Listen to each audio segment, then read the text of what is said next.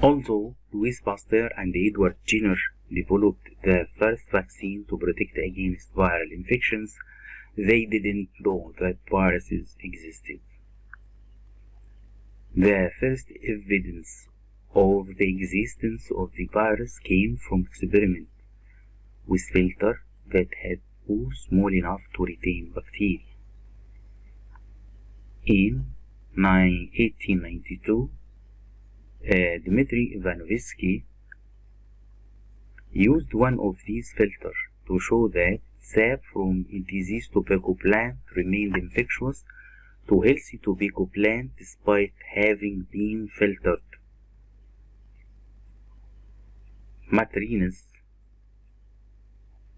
Begenry called the filtered infectious substance a virus, and this discovery is considered to be the beginning of virology.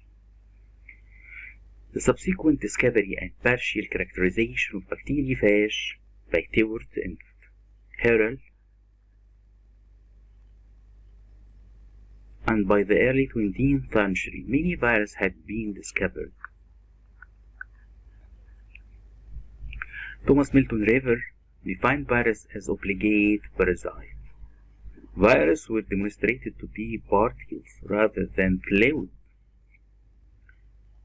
Stanley and Ruska invention of the molecular microscope in 1931 allowed their complex structure to be visualized.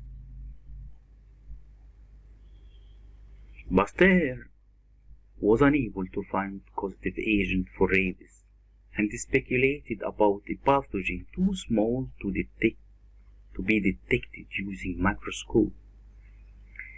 In 1884, French microbiologist Charles Chamberlain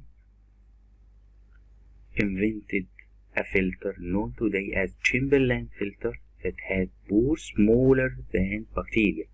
He could pass a solution containing bacteria through the filter and completely remove them from the solution. Meyer, who directed the agricultural experimental station in Wageningen, was the first who showed that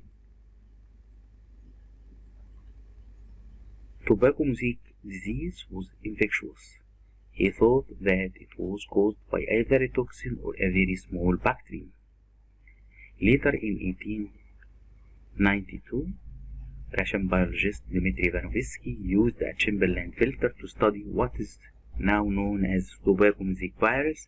His experiment showed that crushed leaf extract from infected tobacco plant remain infectious after filtration.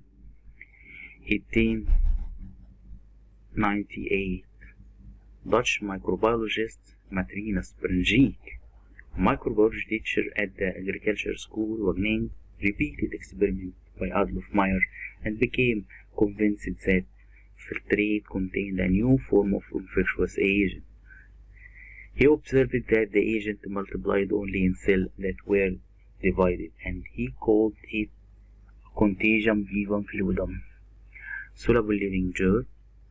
Begenry maintained that viruses were liquid in nature, a theory later discredited by the American biochemist and virologist Stanley, who proved that they were in fact particles.